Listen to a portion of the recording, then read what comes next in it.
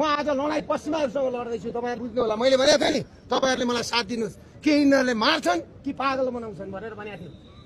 तर दरबार हत्याकाण्ड जस्तो, मदन भण्डारीको हत्याकाण्ड जस्तो दुर्गा प्रसाईको हत्याकाण्ड चाहिँ त्यति सजिलो छैन।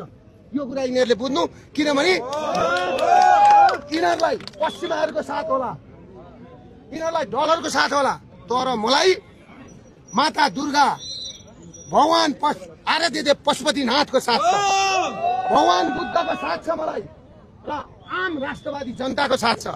त्यसले गर्दाखेरि मैले सबै कुरा बुझेर मैले सबै कुरा एक एक एनालाइसिस गरेको कुरा पुग्यो कि पुगेन ल भन्नुहोस् त, पुग्यो कि पुगेन भन्नुहोस् न। अब यस्तो हुन्छ, अब यस्तो हुन्छ, अब यस्तो हुन्छ, अब यस्तो हुन्छ भनेर भन्ने कुरा पुग्यो कि पुगेन। अब देश टुक्रिँदैछ, अब देश टुक्रिँदैछ। देश बचाउने कि नबचाउने, यो सबै कुरा पुग्यो कि दाइ? यो राजा आउने कुरा बाहेक सबै कुरा पुग्यो, के छ यसमा चाहिँ?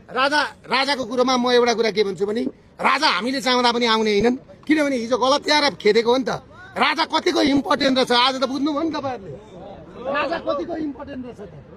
राजा र धर्म भनेको के हो त मलाई थाहा छ। आज यिनीहरूले 28 सालमा शिक्षा लागू गर, राजा महेन्द्र नमान्दाखेरि राजा महेन्द्रलाई मारियो दिया बङ्गलामा 51 वर्षको उमेरमा।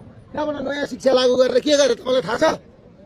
आज ओम भन्ने शब्द बर्मुडा ट्रायङ्गलमा पनि नि ओम भन्ने आवाज आउँदो रहेछ। ओम भन्ने शब्दले नि ब्रह्माण्डलाई थामेको थियो। ओमको अर्थ ब्रह्माण्ड हो।